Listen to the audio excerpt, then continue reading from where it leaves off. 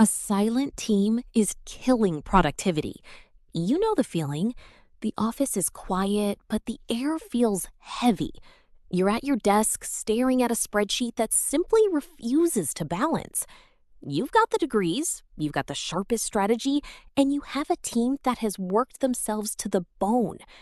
And yet, despite all that effort, the project is failing. Here is the truth that might sting a little. Your technical brilliance is actually becoming your biggest liability. We often think a great manager is a master of what needs to be done. But in reality, the most productive teams in the world don't care about the what. They care about the who. Teams don't slow down because of a lack of skill. They slow down because of a lack of connection. The real bottleneck isn't technical. It's interpersonal. For decades, we were told that being a boss meant being the smartest person in the room. We thought interpersonal skills was just a fancy way of saying be nice or making small talk over a cup of tea. That world is gone. Today, if you rely solely on your expertise, you're building your career on shifting sand.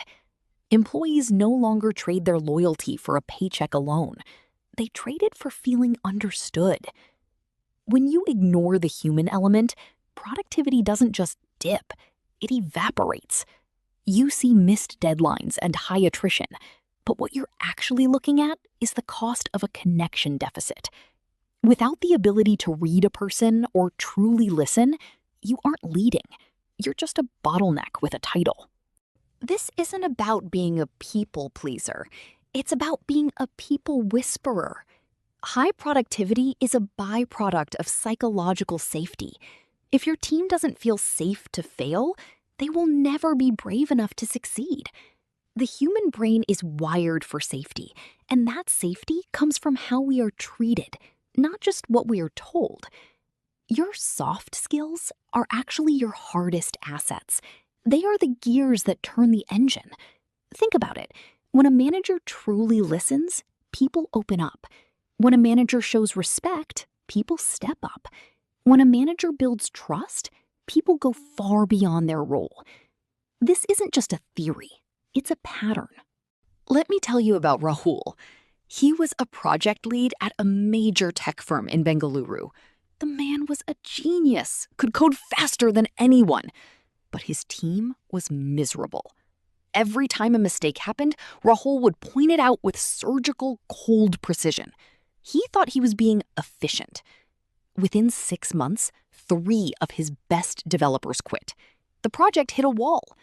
Rahul was the smartest man in the room, and he was failing. So Rahul changed one thing. He stopped talking at them and started listening to them. Instead of asking, "Why is this late?" he started asking, "What is blocking you?" He noticed his lead designer, Fatima, was unusually quiet during a high-stakes sprint. The old Rahul would have ignored it. The new Rahul pulled her aside for 5 minutes. He simply said, "I noticed you were quiet today. Is there something on your mind we should talk about?" It turned out Fatima had a much better way to structure the interface, but she was afraid it would delay the deadline. Because Rahul built that tiny bridge of trust, she shared the idea.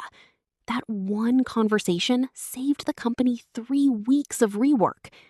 Productivity didn't skyrocket because of a new tool.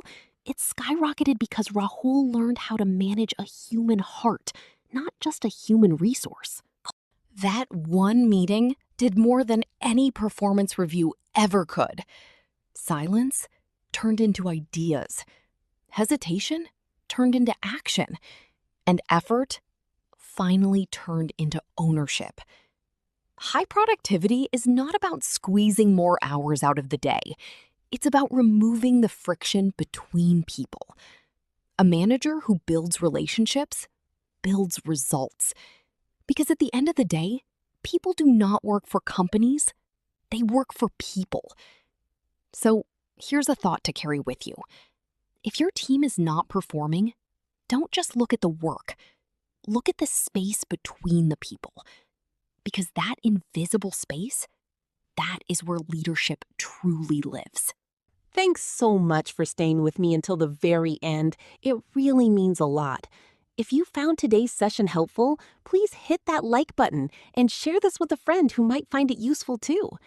Now, I have some huge news to share. I'm giving away a special prize to one of my first 100 subscribers. To get your name in the list, just hit that subscribe button and drop a comment below letting me know what should I cover next. I'll be personally reading every single one of your comments, so I can't wait to see what you have to say. I'll see you all in our next video.